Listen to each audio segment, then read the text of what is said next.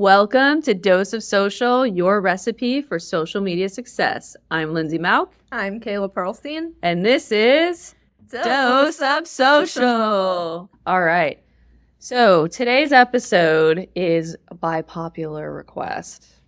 So thank you to everyone who replied to our Instagram story about what types of topics we should cover in season 2 because we listen.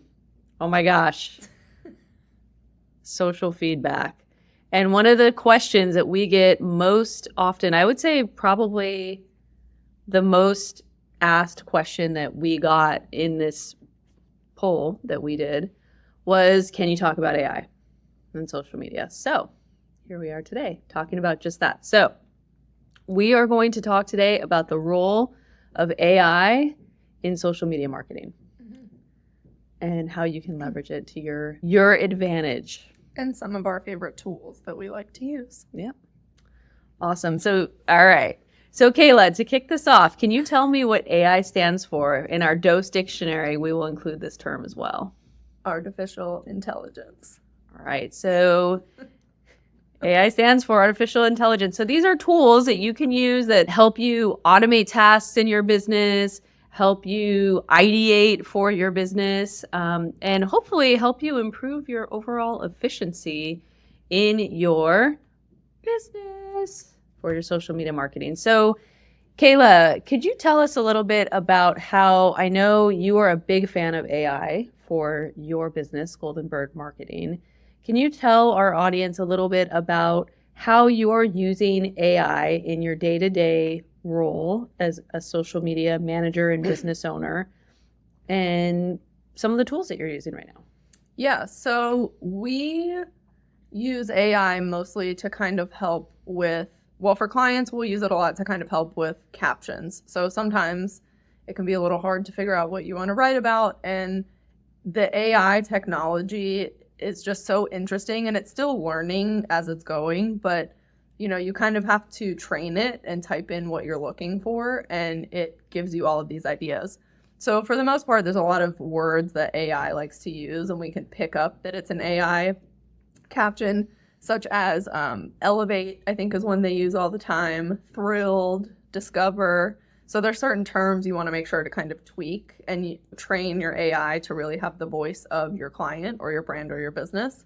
But it's not perfect. So when it comes to creating captions, when you're typing something into AI, I would not suggest copying and pasting it. We'll usually use it as inspiration, and then we tweak for our clients' content calendar.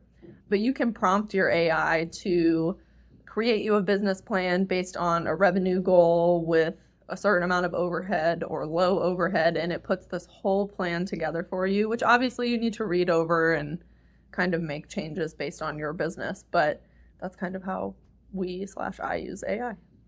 That's great. So content creation, helping you with captions for social media, and then also as a planning tool for your business. That's great. I love it. I love it. So I also use ChatGPT for both my business and also for personal use. Have you used it for personal use at all?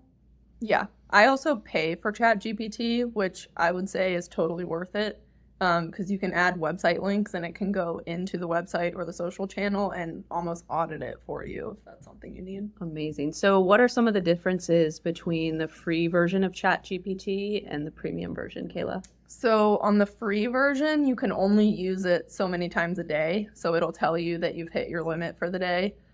So, you know, when we're working on a handful of clients, there's only so much we can do. The free version, I believe, doesn't let you use outside source links. I've put links in there before and it'll say that it can't get to the website. I think it's also a little more detailed on the paid version, but I'm new to the paid version, so Nice. That's what I'm learning so far. Very cool. So some of the ways that I use ChatGPT for my professional life is also in content creation and ideation. So I will give it a prompt and I will take a very basic caption like, okay, we have a caption and we want to recap a client's event at a trade show last week, for example. And so I'll say my client has an event at a trade show, had an event at a trade show last week, and I'd like to put together a post recapping the event in photos and thanking everyone who attended. Can you help me come up with something clever for this? Or I'll give the ChatGPT prompt some sort of direct question. Can you help me with X? Can you help me make this more punchy? Can you help me engaging?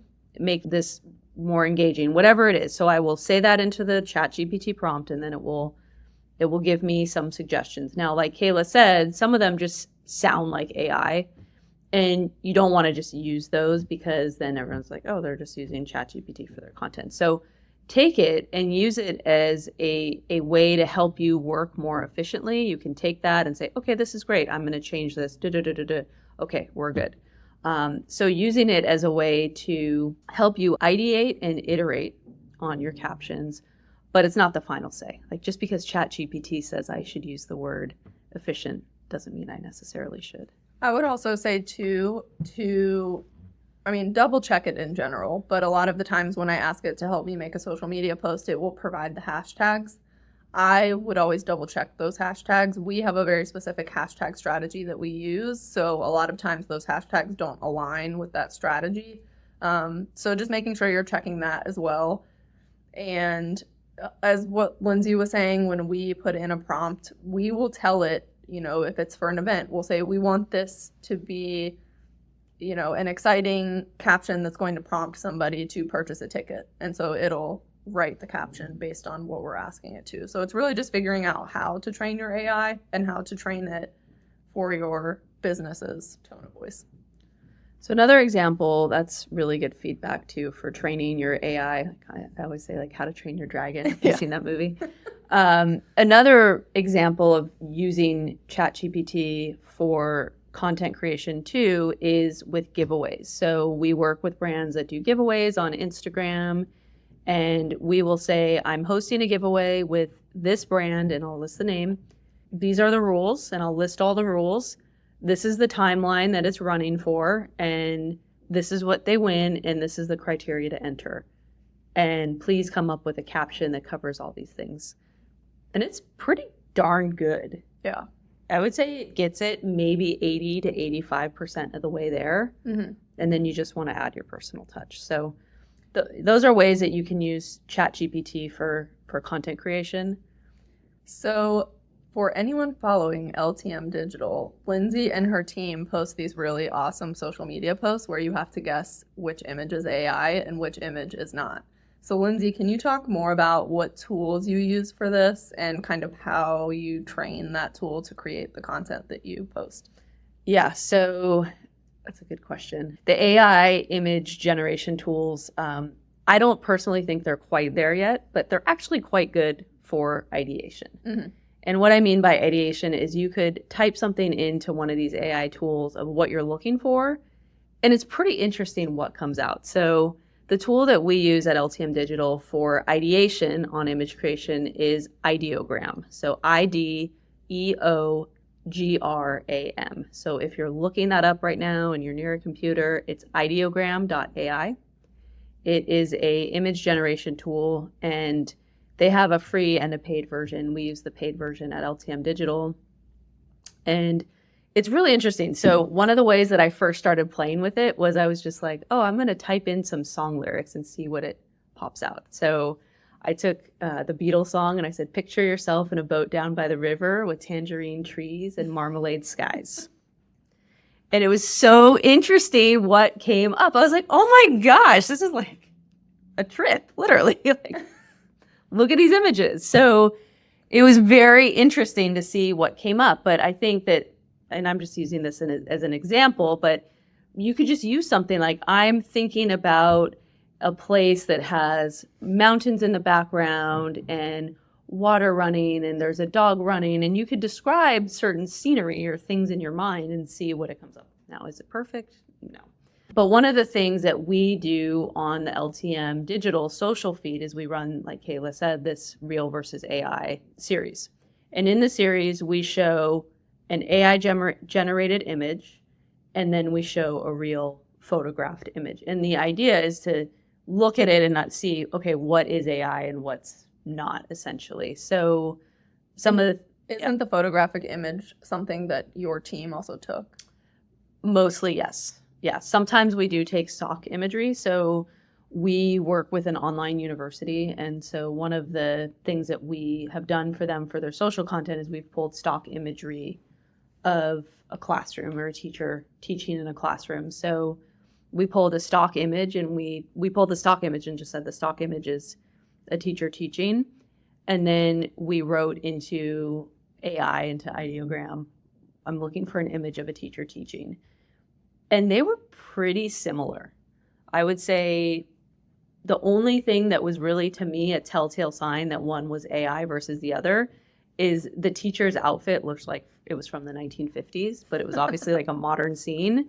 So that to me was a dead giveaway that that was probably AI. So there are things that you can see within the images. Yeah, I've seen hands with 6 fingers. I've seen 2 different colored eyes. Nice. So always make sure if you're using AI for image generation to check everything. Yeah, that's a really good point. And another thing too is look closely because we did one on the LTM feed a while back, probably a couple months ago now, where it was jewelry and it was a stack of jewelry, the chain stacks that are super popular, and we had one that was real and one that was AI generated. And the AI generated one, a lot of people thought was real because the woman had a tattoo on her hand. So I think people thought that was real. But if you actually zoomed in on the image, the links on the necklace were missing. Like there were some that were missing. So it was like a telltale sign that it actually was not a real image, but it was AI generated. But it's pretty interesting. We do a poll, and if you follow me on social media, Lindsay Malk on Instagram, by the way, for those of you who don't know. If you follow me on social media, I do share that content from LTM, and I always share it with a poll, and I ask people to guess. And it's so interesting because it's not always very clear. And I always look at it and I'm like, oh, I wonder if people are going to get this right. Or the ones that I think are super obvious are not obvious.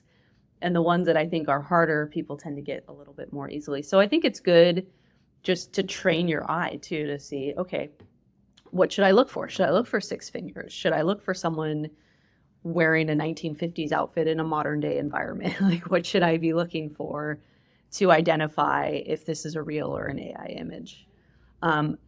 On the ideation side of image generation for AI, I think it's also great as a starting point and a foundation for any type of design work that you may do. So not necessarily using AI to like, oh, I'm going to create my logo using AI, but I'm going to think about what I want for my logo. I'm going to think about the colors that I want for my logo and maybe the types of elements that I want to include and see what AI comes up with. I mean, it doesn't hurt you. And fun fact, that's what we did with our Dose of Social logo. We should share some of the early day Dose of Social I think ideation. Dennis took a picture too. With some of our... Yeah, so just to give you all some ideas of like what we shared with Ideogram when we were coming up with the logo for Dose of Social is we said we're launching a podcast on social media. This is what it's going to cover.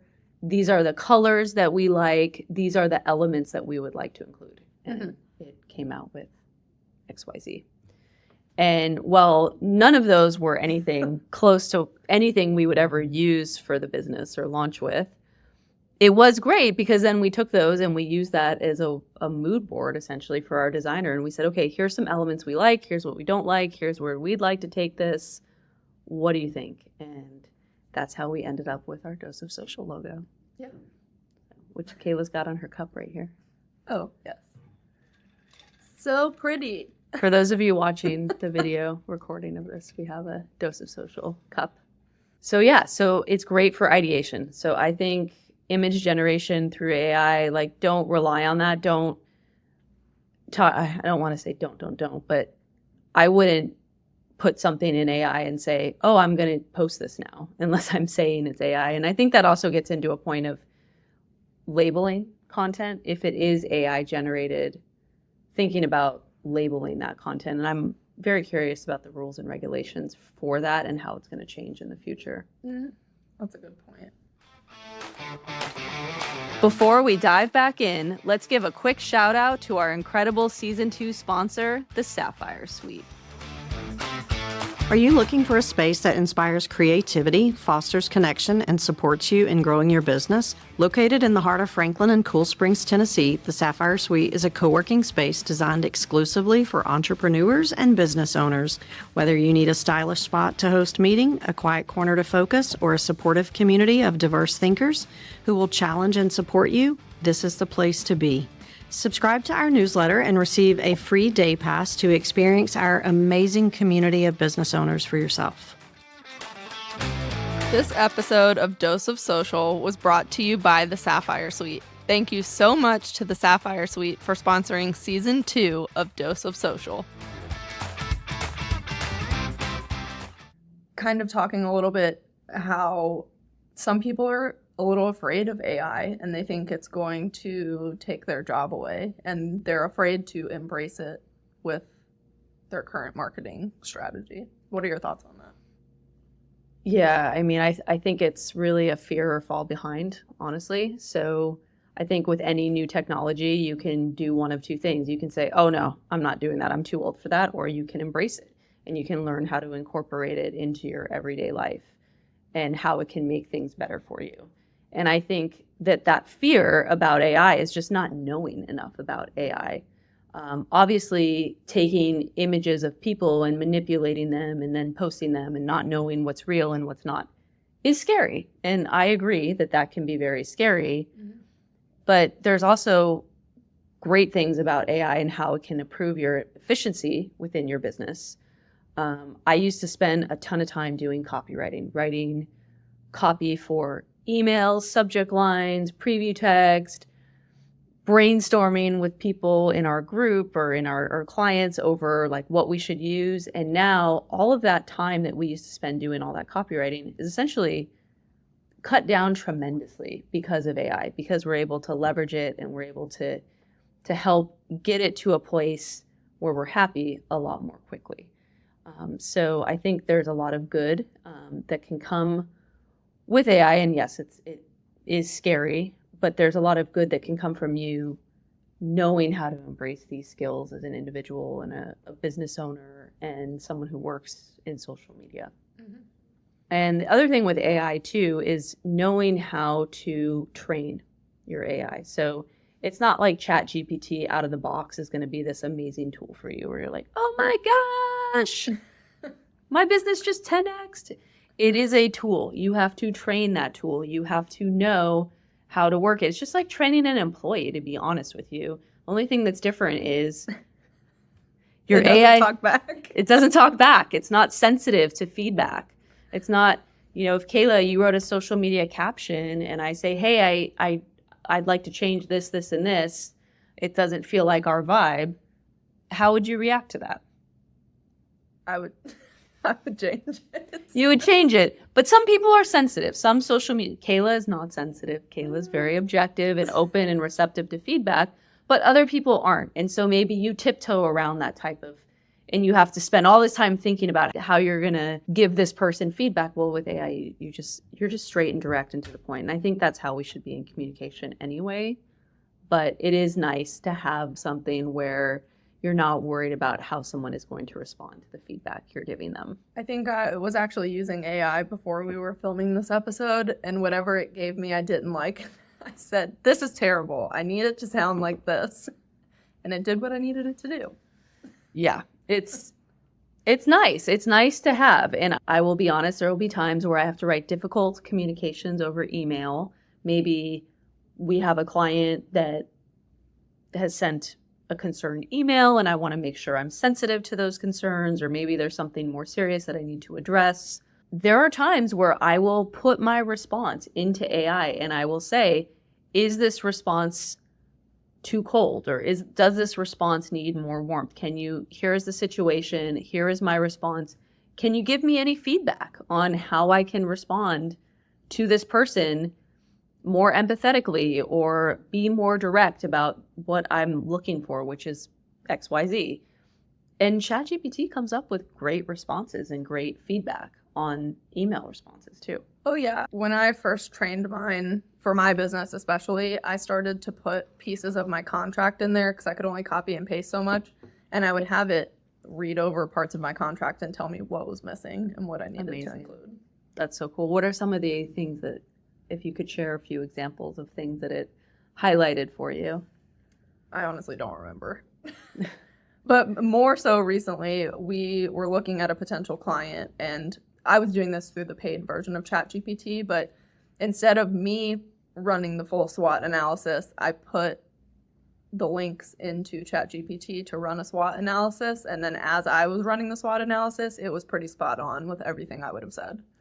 And Kayla, for those who do not know what a SWOT analysis is, what does SWOT stand for? Strengths, weaknesses, opportunities, and threats. Yeah, so that's a typical procedure for onboarding with new clients and whatnot. So that's really great to hear that the SWOT analysis is spot on with ChatGPT. Another thing that I've started to notice more and more is a lot more platforms are starting to integrate some type of AI. So a lot of scheduling tools have AI. Meta now on their search function has an AI. There was something else that I was on recently that they have an AI. I mean, it's starting to be integrated into almost everything. Yeah, you'll see that Meta AI button Mm-hmm. in Instagram, in Facebook. I clicked it once. It was interesting. I was looking at my feed and one of my friends had posted a picture of his 2-year-old and I clicked in on it and the Meta AI said 2-year-old milestones. Even if you go to Google and you search something, the first part of your search now is AI, and then you have to scroll down for the actual sponsored posts and then searchable posts. Yeah, I would say in that kind of is a nice segue into using AI for personal use too, is I do a lot of Google searches just for things that I'm looking for, researching, and I've noticed that the Google AI responses come up first. They're usually pretty good. Mm-hmm. The other thing that I've done too is I've put recipes into ChatGPT and I've said, please make me a shopping list. Yeah. It'll give you a shopping list. I have Freaking amazing. my meal plan. If I'm eating something that's not on there, I'll say, can you break down the calories of these edamame dumplings? And it'll bring up different restaurants and the calories, the fats, the carbs. Like, it's really interesting. What a time to be alive. I mean, honestly, I feel like iRobot, the movie, is now coming true. yeah, I mean, utilizing AI to help you be more efficient is always a good thing because that's going to give you more time. And we all want more time to work in our business, on our business, spend more time with our family, with our friends, all of these things. So if AI can help you minimize time that you're spending ideating and doing all these things, like, go for it. Like, Yeah, take advantage. yeah, utilize them. And you don't have to pay for them either. You can use the free version of ChatGPT and even in ads. So let's talk about the Meta Ads platform for a minute. I see the AI recommendations in there. So there'll be like, we're going to use this text variation or switch on these 5 text variations. And I'll say the Meta AI for text in ads is not very good quite yet. Like I almost never turn them on. I'm like, oh, I'm not saying that. That's so off brand. Never use that. But there's also really good recommendations too that I've seen, not necessarily within the ads platform, but like Google Ads, for example, they've got AI recommendations and they're actually quite good. And I've done some of them and applied some of their AI recommendations and they're actually good. So I would say they're getting better. Klaviyo is an email marketing platform.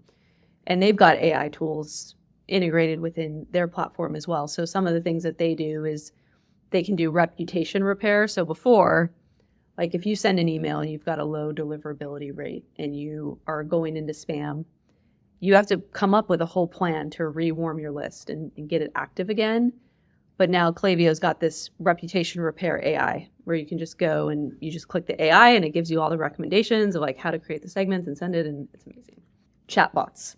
Should we talk about chatbots? Sure. So a lot of companies are using AI for chatbots. So chatbots meaning I'm on a website, I have a question, AI is programmed by the business in a way to give you the answers that they hope will minimize customer support and service inquiries. Sometimes it's great. You find what you're looking for right away. Other times it's annoying and you just end up saying, please connect me to a service provider. Please connect me to a real human. Please connect me to a professional. So you can go either way, but I would say I'm seeing a lot more chatbots across websites in general right now. I feel like I'm seeing more ManyChat than chatbots. ManyChat. There's a whole other episode on that. We could do a whole other episode on ManyChat, but to give you like a very basic overview of ManyChat, ManyChat is a service for social media, particularly Instagram, where you can program your content where if someone comments a specific word on your post, you can automatically send them something in their DMs. So I see this a lot with content creators. They'll make this great recipe and they'll say comment recipe and I'll send you the link in my DMs. There's other ways you can use it too, where if somebody, you can set it up to where if someone mentions your brand in a comment or a tag, it can automatically send them a message thanking them for mentioning you, and you can have it say whatever you want. But I thought that was pretty interesting too. That's cool. How about Gemini for Gmail? Kayla, have you played around with that? I have. Gemini and I don't get along as much as ChatGPT, but I think they were also making some changes to it recently from what I heard. Do you use Gemini? I have not used it. So I'm also a ChatGPT girl myself, but it is something that I would like to explore. Maybe we can do a future episode on it. But I think all in all, it's a very interesting time for AI. And if there's any takeaways that we can share with you from this episode, aside from using ChatGPT, using Ideogram, testing out Gemini, using the AI within the scheduling tools, it's just to think about like ways that you can use it to become more efficient, like do more in less time. I mean, that's really kind of for me what AI is all about, is how can it help me be a better business owner, be a better marketer, be a better team manager, and be a more compassionate email replier. Also, make sure to check out our resources on our website because we will have AI prompts for different types of industries. So hopefully you can find one that works for you. Yeah, so going to the training of your AI, our AI prompts are thought starters, and you can essentially copy and paste these prompts into ChatGPT and get what you're looking for. So you could say to ChatGPT, for example, my content pillars are X, Y, and Z for my social media channels, and come up with ideas for 2 to 3 pieces of content per week. Oh, you can also share links within ChatGPT, which Kayla mentioned, if you pay for it. But there's this like whole trend that was going around, like roast my profile. So you share your profile link and you say roast my profile on ChatGPT. It's hilarious. Like they give you good feedback. Like it's not like, oh, this is a robot responding, but it's like, oh, haha, this is funny. Yeah, I do post these kind of dorky sense of humor things too often or whatnot. I mean, the one thing that ChatGPT always tells me whenever I'm looking for my personal profile is it talks about how I blend my personal, my professional life together on my profile. And that's always interesting for me to hear. It's like, oh, the AI robot is noticing. It notices everything. Everything. All right. Well, Kayla, this was awesome. So excited to chat AI. And I'm sure that this episode will become completely irrelevant in like a year from now because the robots are going to take over. But bottom line, do not fear AI. Embrace it. That was not planned. That was not planned, but it was pretty awesome. It was. High five. All right. Thanks for checking out this episode of Dose of Social. I'm Lindsay Mauk. I'm Kayla Pearlstein. See you next time. Bye. Bye.